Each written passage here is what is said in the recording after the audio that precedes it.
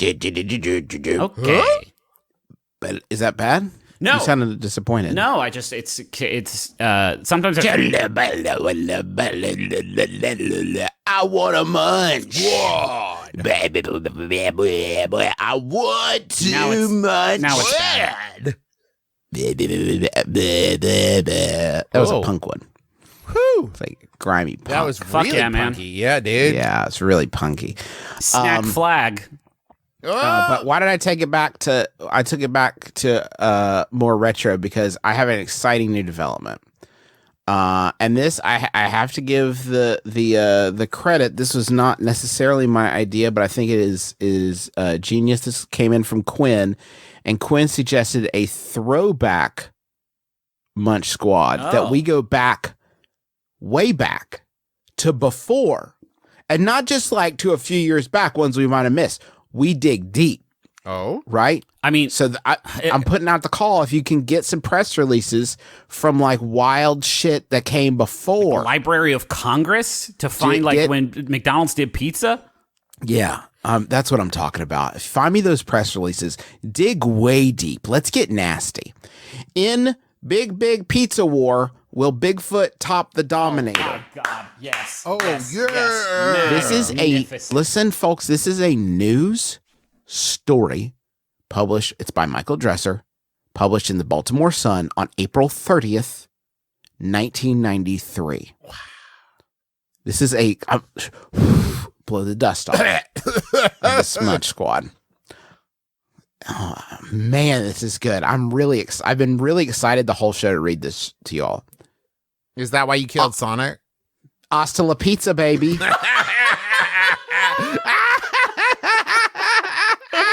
All right, good start. Hasta la pizza, baby. Here comes the Dominator, boasting that it has created the biggest, baddest hunka melted cheese on the market. Fuck me. Domino's Pizza Inc. lurched into the monster pizza wars yesterday with a 30-inch, 30-slice pie in the face of its competitor. That's one. Hold up. Each slice is 1 inch? Fuck off. This is what it's challenging.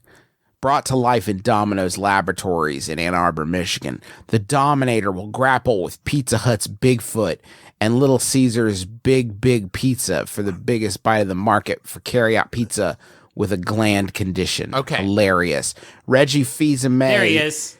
His biggest failure in his time at the Pizza Hut, and perhaps his biggest professional failure, was the Pizza Hut Bigfoot pizza, and now Domino's is challenging Reggie's failure with the Dominator. Domino's rectangular Dominator, so that should make more sense, right? It will measure a fucking 1993. Measure a Schwarzeneggerian 10 inches by 30 inches. Okay, 10 inches by 30. So that's Tim it's 300 square inches of pizza in 30 slices. Each slice is 10. Okay, I was getting there. Square inches. I was gonna get there, Justin. You have to let me do it on my own if I'm ever gonna get better at it. Laid side by side, it's bigger than my 3-year-old. Who I have always Dad, wanted let to me up. Said a Domino's spokesman, Tim McIntyre. Later, Bigger than my arrested. 3-year-old. Oh wait, hold on. I'm reading right here. It says, okay, yeah, okay. This 30-year-old man just killed his dad. Oh, it was this, and he said it's because he used to lay me next to pizza. I laid my kid next to a pizza for a thing I wanted to say. The Mine's Bigger Than Yours contest got started in earnest last month when Little Caesars began the national rollout of its 11.25 by 22.5-inch big pizza on the Ides of March. That roused the wrath of Pizza the Hut, which went Little Caesar a step bigger by tromping out its fucking big ups to you, Michael Dresser, for putting in the fucking work. Yeah, dude. You don't see this kind of attention to detail anymore in these press releases. That Ides of March thing is a goof on the fact that it's Little Caesar. Yes. Fucking layers upon layers of melted cheese and sauce and bread. Now here comes the Dominator. Delighted Travis. Now here comes the Dominator, scheduled to begin hitting the stores in various markets. Whether Baltimore is one hasn't been decided. In about 2 weeks. In a switch from Domino's traditional emphasis on delivered pizza, it will be available by carryout only. That's right, folks. You can't get this sent to your house. You have to come here to do this because it's a crime otherwise. Huh. We don't even know if our 1993 automobiles could handle a pizza this large. The market that we're going after, the carryout value pizza market, is a very hungry one, said Mr. McIntyre. Why not be the biggest? Hey, Tim, you've said several wild things all together. With very few wild words, you've said a very wild thing, and that is pizza hungry people love a hungry pizza. Get it big. So you're saying hungry people want a big pizza. Yes. What about 2 pizzas? What? You could do 2 pizzas and have both. And somebody could bring them to you and you wouldn't have to leave your house. But big people with big hunger only have one mouth. Nice try. They drive a car. Come get big pizza. They love leaving house. Hey guys, I'm not halfway through this story and I'm not a third into the wildest shit in it. Okay. But what really accounts for this mega pizza trend? Have the Teenage Mutant Ninja Turtles multiplied? Oh, Jesus. Is President Clinton's White House staff pulling too many all-nighters for ordinary pizzas? Oh, boy. Fucking just keep it coming. It's like, I know it was written in 93, but I feel like it was written to be read in 2020 to take you on a fucking, I love the 90s. He finished it and sealed it up and then just like buried it in Justin's front yard. It's like, I feel like I'm watching like Good Night and Good Gene Shalit. It's fantastic.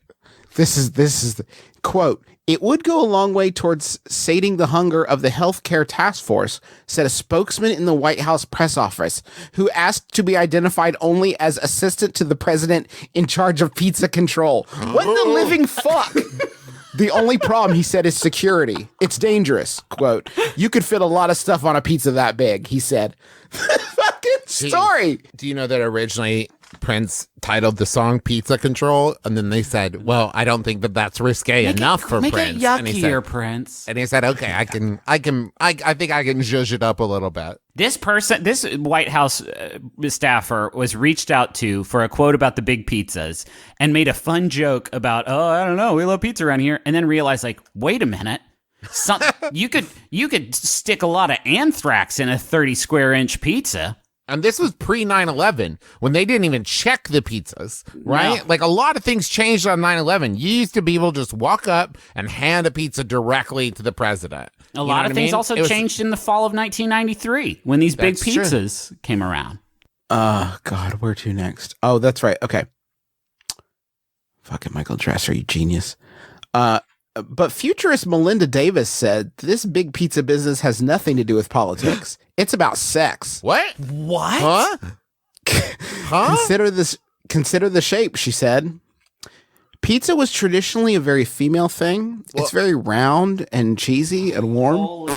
And suddenly it's become pizza as a weapon, said Miss Davis, creative director at Brain Reserve, a New York-based marketing firm that specializes in consumer trends.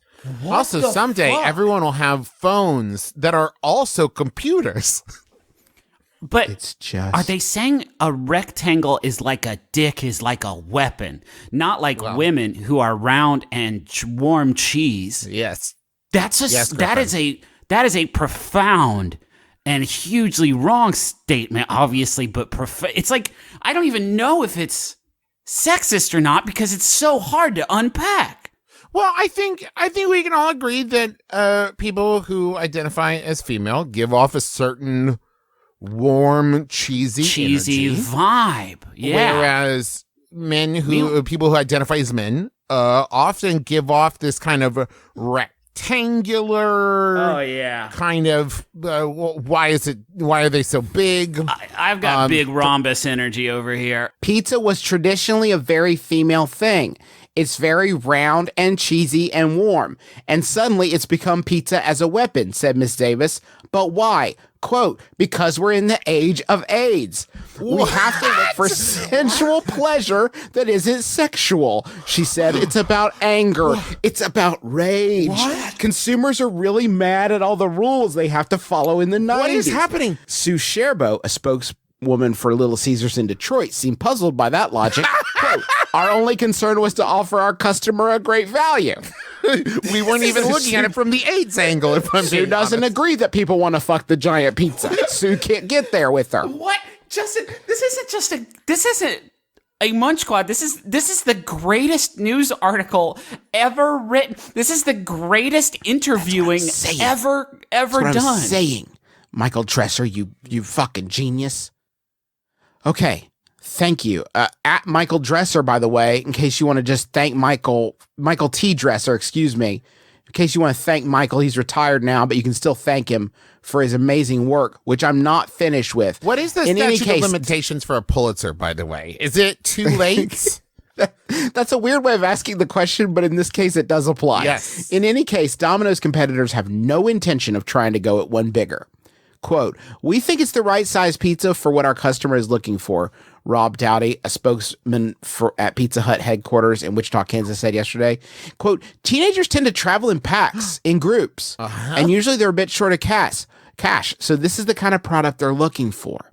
Huh. Mr. McIntyre said he could not say whether the Dominator will be sold in the Baltimore market because the decision on whether to carry the product will be left to individual operators. Now, a spokeswoman at the regional office, Michael Dresser putting in the work, the shoe leather. A spokeswoman at the regional office said she did not know whether Baltimore area franchisees would be interested. "I assure you, ma'am, they will be."